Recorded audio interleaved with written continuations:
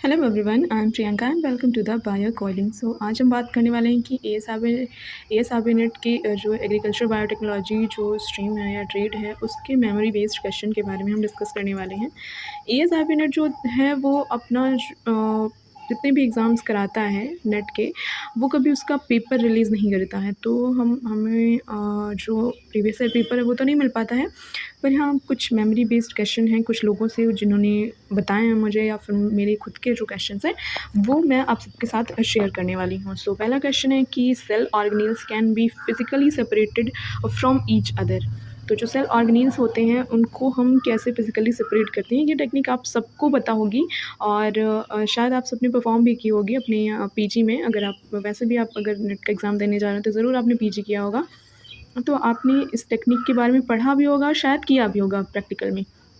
सो इसका जो correct answer है वो है सेंट्रीफ्यूगेशन, क्योंकि सदर्न ब्लॉटिंग जो है ये तो नहीं हो सकता, पीसीआर भी नहीं हो सकता और वेस्टर्न ब्लॉटिंग भी नहीं हो सकता है।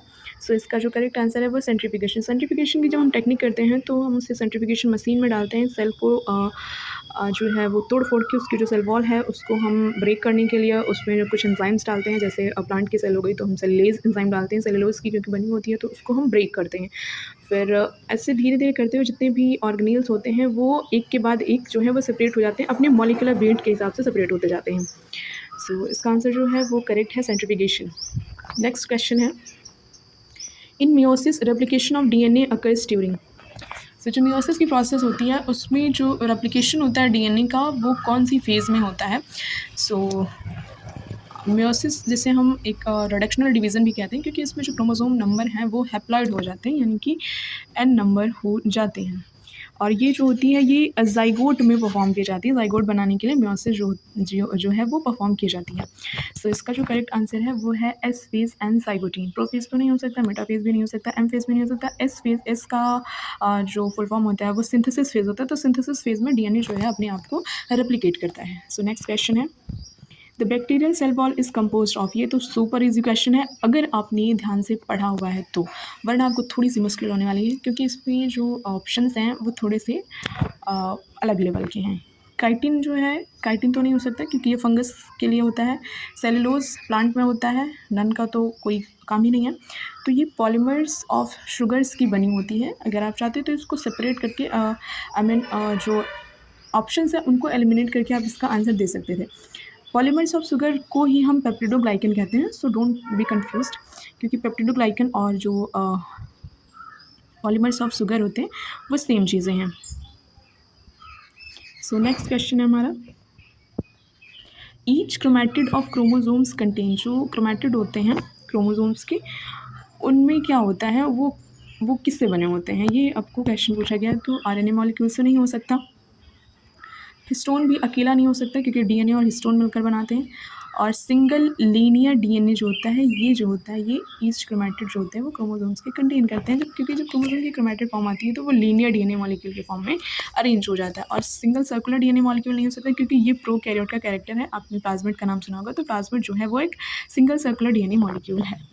सो नेक्स्ट क्वेश्चन है, centrosomes and centriole absent in plant cell while presenting. जो सेंट्रोसोम है और सेंट्रियोल है वो प्लांट सेल में तो एब्सेंट होते हैं, पर कौन सी सेल में प्रेजेंट होते हैं। माइकोप्लाज्मा, माइकोप्लाज्मा में तो नहीं हो सकता। बैक्टीरिया, ये तो प्रोकैरियोटिक है, इसमें नहीं हो सकता। वायरस, ये तो बिल्कुल नहीं हो सकता क्योंकि इसको तो हम सेल भी नहीं कंसीडर करते हैं। सो लास्ट ऑप्शन हमारा बचा एनिमल सेल। ये कैरेक्टरिस्टिक फीचर है एनिमल सेल का कि इसमें सेंट्रोसोम और सेंट्रियोल प्रेजेंट होता है, जबकि प्लांट सेल में नहीं होता है। जब हम प्लांट सेल और एनिमल सेल को डिफ्रेंशिएट करते हैं तो ये एक कैरेक्टरिस्टिक फीचर हो जाता है एनिमल सेल का। ओके, सो हमारा नेक्स्ट क्वेश्चन है, स्फेरोसोम्स आर फाउंड ओनली इन। स्फेरोसोम्स जो होते हैं वो किस में पाए जाते हैं। स्फेरोसोम्स जो होते हैं वो सिर्फ और सिर्फ कौन सी सेल में पाए जाते हैं। माइकोप्लाज्मा में तो नहीं पाए जाते हैं, बैक्टीरिया में तो बिल्कुल नहीं पाए जा सकते, और जो है वो एनिमल सेल में भी ये नहीं पाए जाते हैं। ये सिर्फ और सिर्फ प्लांट सेल में पाए जाते हैं जो स्फेरोसोम्स होते हैं। नेक्स्ट क्वेश्चन है हमारा, प्रोमेलर बॉडीज़ आर फाउंड इन। जो प्रोमेलर बॉडीज़ होती हैं वो किस में पाई जाती हैं। ये सारे के सारे आपको प्लास्टिड्स के नाम दिए गए हैं, तो आपको इसमें से फाइंड करना है कि कौन से प्लास्टिड में जो प्रोमेलर बॉडीज़ हैं वो पाई जाती हैं। सो इसका करेक्ट आंसर जो है वो है etioplast. Next question, plasmodesmata is not a component of the, plasmodesmata जो होता है वो कौन सी सेल का कॉम्पोनेंट नहीं होता है, तो ये आपको जो है वो फाइंड करना है। तो इसका करेक्ट आंसर क्या होने वाला है? प्लाज्मोडेस्माटा जो है वो एल्गी में जो है वो पाया जाएगा, क्योंकि ये एक जो है वो सेल है, तो एल्गी में तो ये पाया जाएगा क्योंकि ये प्लांट सेल में आती है एल्गी, और प्लांट सेल में तो ज़ाहिर सी बात है पाया जाएगा।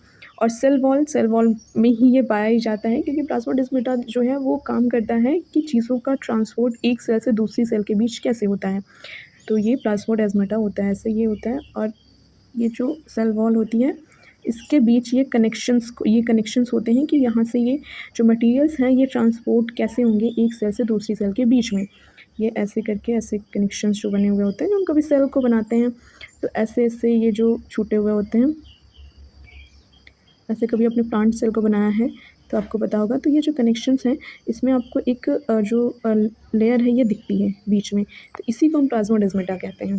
ओके, सो इसका जो करेक्ट आंसर है वो है साइटोस्केलेटन। कि साइटोस्केलेटन जो है वो जो सेल होती है उसको स्ट्रेंथ प्रोवाइड करता है और उसका जो स्केलेटल सिस्टम है वो बनाता है, तो इसमें जो है वो प्लाज्मोडेस्माटा जो है वो नहीं पाया जाता है। Okay, next question, thylakoids thylakoids are found in, thylakoids जो होते हैं वो किस में पाए जाते हैं? सो ये तो सुपर इजी क्वेश्चन है, आप सभी को पता होगा अगर आपने कभी भी फोटोसिंथेसिस पढ़ा है या फिर उसके बारे में थोड़ा सा भी पढ़ा है, फिजियोलॉजी के बारे में, प्लांट फिजियोलॉजी के बारे में। सो क्रोमोप्लास्ट तो नहीं हो सकता क्योंकि इसमें पिगमेंट्स पाए जाते हैं, इटियोप्लास्ट भी नहीं हो सकता, नन का तो कोई सवाल ही नहीं उठता, तो आखिरी ऑप्शन जो बचा है वो है क्लोरोप्लास्ट। तो क्लोरोप्लास्ट में थाइलेकोइड्स पाए जाते हैं और थाइलेकोइड्स पे ही फोटो रिसेप्टर्स होते हैं, फोटो पिगमेंट्स होते हैं जिनसे जो फोटोसिंथेसिस है वो होती है। नेक्स्ट क्वेश्चन है, G one phase is known as the, G one phase को हम क्या कहते हैं? Pre mitotic gap phase, resting phase, post mitotic gap phase, synthesis phase, कौन सी फेज कहते हैं? तो सिंथेसिस फेज तो नहीं हो सकता क्योंकि सिंथेसिस फेज में तो जो सेल का मटेरियल होता है वो सिंथेसाइज हो रहा होता है, जैसे डीएनए है, प्रोटीन है, मिनरल्स हैं, ये सब। रेस्टिंग फेज नहीं हो सकता, रेस्टिंग फेज को तो हम G0 फेज कहते हैं। और प्री माइटोटिक फेज भी नहीं हो सकता क्योंकि इसको हम G2 फेज कहते हैं, क्योंकि G2 फेज़ लास्ट फेज़ होती है और फिर उसके बाद जो है वो दूसरी सेल का डिवीज़न स्टार्ट हो जाता है। तो इन 2 सेल के डिवीज़न के बीच में ये हुई G2 फेज़ और ये दूसरी सेल का डिवीज़न होने वाला है, तो इन दोनों के बीच को हम प्री माइटोटिक गैप फेज़ कहते हैं। तो पोस्ट जीवन फेज़ को जो है वो हम पोस्ट माइटोटिक गैप फेज़ कहते हैं। तो इसका करेक्ट आंसर जो है वो ऑप्शन नंबर 1 है। जो माइटोसिस होती है हायर प्लांट्स में वो कौन से टाइप की होती है? तो शायद आपने ये क्वेश्चन थोड़ा-सा आपके लिए नया हो सकता है क्योंकि ये जनरली नहीं पूछा जाता है या फिर हम जनरली नहीं पढ़ते हैं, ना 12th में, ना यूजी में, ना पीजी में, उतना हम नहीं पढ़ते हैं। बट मे बी अगर किसी ने बहुत डिटेल में पढ़ा है तो उसको पता होगा कि माइटोसिस के भी टाइप होते हैं, कि मॉडिफाइड माइटोसिस होती है, ओपन माइटोसिस होती है, क्लोज माइटोसिस होती है, एसेंट्रिक एंड एनास्ट्रल माइटोसिस होती है। तो आपको हायर प्लांट में कैसी माइटोसिस होती है वो बताना है। तो जो हायर प्लांट्स होते हैं उनमें जो माइटोसिस होती है वो एसेंट्रिक और एनास्ट्रल होती है। और ये किस बेसिस पे होता है? इसका माइटोसिस का जो डिवीज़न है इस पर होता है कि जो स्पिंडल फाइबर्स होते हैं वो उनके फॉर्मेशन के बेसिस पे हो सकता है और या फिर न्यूक्लियर एनवेलप का जो बिहेवियर है उसके बेसिस पे माइटोसिस के टाइप्स हो सकते हैं। तो इसका जो हायर प्लांट्स में होता है इसका जो करेक्ट आंसर है वो है एसेंट्रिक एंड एनास्ट्रल माइटोसिस। तो ये जो है वो करेक्ट आंसर है, एसेंट्रिक और एनास्ट्रल होता है। Next question, chromosomes are stained in, chromosomes को जब हम सेल की जो स्टडी कर रहे होते हैं, जब हम सेल्स को देखते हैं, उसके ऑर्गेनेल्स को हम देखते हैं तो हम डाई करते हैं उनको देखने के लिए। तो हर ऑर्गेनेल जो होता है वो अलग अलग डाई को कंटेन करता है। सो क्रोमोसोम्स को अगर हमें देखना है तो हम कौन सी डाई से स्टेन करेंगे तो हमें क्रोमोसोम दिखेगा, तो ये आपको बताना है। सो जो क्रोमोसोम्स को अगर हमें देखना है तो हम उसके लिए एसिटोकार्माइन जो डाई है, जो केमिकल है वो उसको हम डालेंगे तो वो हमको क्रोमोसोम्स जो हैं वो दिखने लगेंगे। नेक्स्ट क्वेश्चन है, M phase is not the part of, M phase जो है वो किस फेज़ का पार्ट नहीं है? एम फेज़ को आप जानते हैं माइटोटिक फेज़ कहते हैं, तो आप समझ गए होंगे कि कौन से फेज़ का पार्ट नहीं है। तो माइटोटिक फेज़ का तो ये सिंपल सी बात है कि इसका तो पार्ट होगा ही होगा। और डिवीज़न फेज़ माइटोटिक यानी कि डिवीज़न ही हो रहा है जब माइटोसिस हो रही है तो। और इंटरफेस का पार्ट नहीं होता, क्योंकि इंटरफेस एक तरह से कह सकते हैं कि प्रिपेयरिंग फेज़ होता है। दो सेल्स के बीच का जो रेस्टिंग फेज़ या प्रिपेयरिंग फेज़ आप कह सकते हैं, ये होता है। ओके, नेक्स्ट क्वेश्चन है, non dividing cells are usually arrested in. जो सेल्स जो होती हैं वो डिवाइड जिनको नहीं होना होता है, वो कौन सी स्टेज में जाके अरेस्ट हो जाती हैं? तो इसका जो करेक्ट आंसर है वो है G1 फेज़। कई बच्चों को ये लग रहा होगा कि G0 फेज़ है, तो G0 फेज़ में जो सेल है वो रेस्ट कर रही होती है। नेक्स्ट क्वेश्चन है, the mitotic spindles are composed of. जो माइटोटिक स्पिंडल्स होते हैं वो किससे बने होते हैं? ये तो आई थिंक सबको पता होगा कि इस क्वेश्चन का करेक्ट आंसर क्या है। It's very simple question. So इसका आंसर जो है वो है माइक्रोट्यूब्यूल्स, जो कि एक तरह के फिलामेंट होते हैं।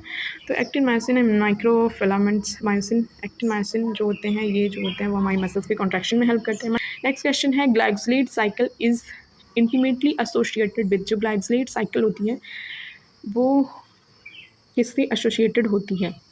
ग्लाइकोसिलेट का स्पेलिंग मिस्टेक है।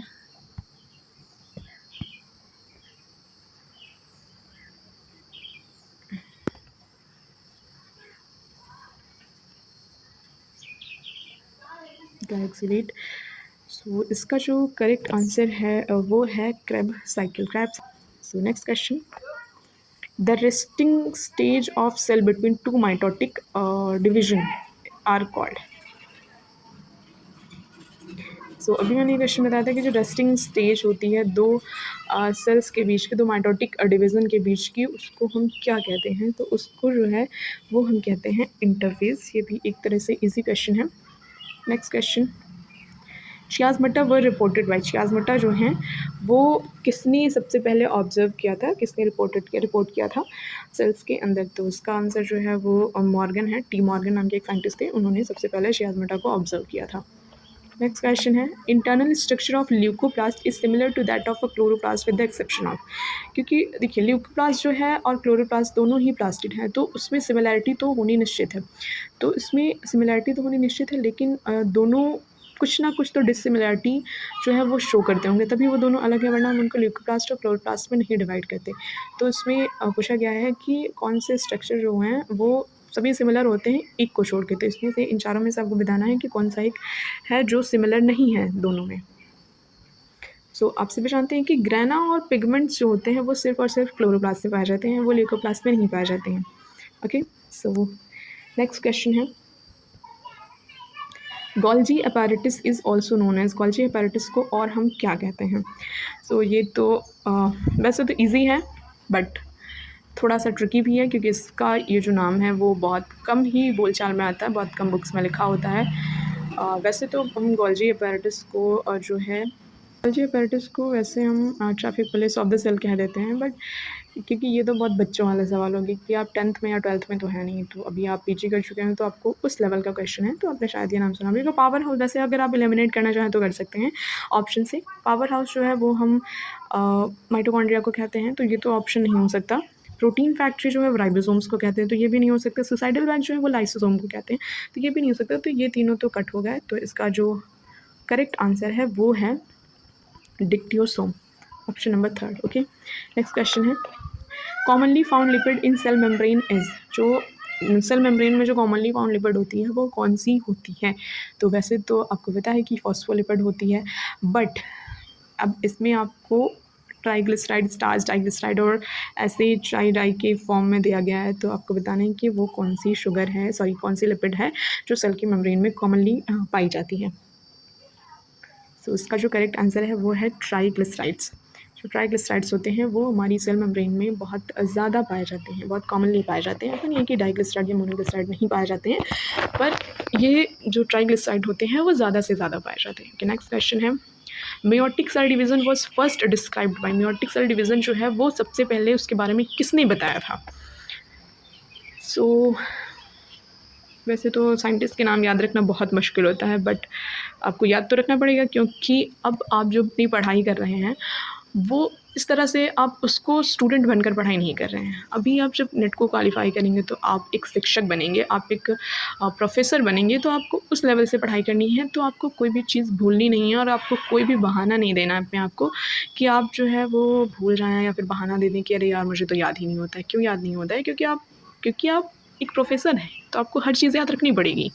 आपको इवन सेल्स का डायामीटर तक भी याद रखना पड़ेगा। अगर आप कई सारी सेल्स के बारे में पढ़ रहे हैं तो उसका डायामीटर भी याद रखना पड़ेगा, आपको उसके मेज़रमेंट्स भी याद रखने पड़ेंगे, आपको एक्टिन मायोसिन तक के मेज़रमेंट्स याद रखने पड़ेंगे, क्योंकि आप प्रोफेसर बनने वाले हैं। आपके ऊपर एक रिस्पॉन्सिबिलिटी दी जाएगी आपको। अगर आप जॉब के लिए जाते हैं, आप एज अ प्रोफेसर ज्वाइन करते हैं, तो आप एक शिक्षक की तरह, एक रिस्पॉन्सिबल इंसान की तरह उसको ज्वाइन करते हो। तो आप किसी को कुछ सिखाने जा रहे हैं तो आपको आपके अंदर इतनी एलिजिबिलिटी होनी चाहिए। सो आप बहाने नहीं दे सकते ओवरऑल, और आपको मेहनत से पढ़ना है। तो इसका जो करेक्ट आंसर है वो है वॉन बेंडन। वॉन बेंडन नाम के साइंटिस्ट ने मियोटिक सेल डिवीजन को सबसे पहले डिस्क्राइब किया था। नेक्स्ट क्वेश्चन है, ग्लाइक्सोसोम वर फर्स्ट ऑब्जर्व बाई। ग्लाइक्सोसोम जो है वो सबसे पहले किसने ऑब्जर्व किया था?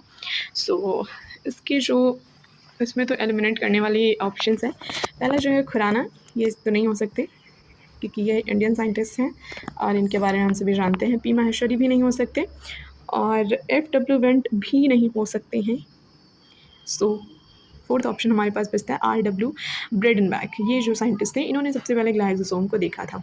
सो आप देख सकते हैं कि क्वेश्चन का लेवल क्या रहा है। कितनी डिटेलिंग क्वेश्चंस की पूछी जा रही है। जो क्वेश्चन है वो तो सिंपल है पर डिटेल में पूछा जा रहा है। इसलिए आपको जो भी टॉपिक पढ़ना है, मैंने आपको जो प्रीवियस वीडियो है उसमें बताया था कि आप जो भी टॉपिक पढ़ें उसको आप पहले टारगेट करें कि आपको इतनी यूनिट्स पढ़नी और इतने टॉपिक्स पढ़ने। उतने टॉपिक्स में से आप कम पढ़ें लेकिन बहुत अच्छे से पढ़ें, उसको डीप से पढ़ें, अच्छे से पूरा उसमें घुस के पढ़ें एक एक पॉइंट को। सो आपको अंदाज़ा तो हो ही क्या होगा इस लेक्चर को देखने के बाद में। सो नेक्स्ट क्वेश्चन पे हम मूव करते हैं।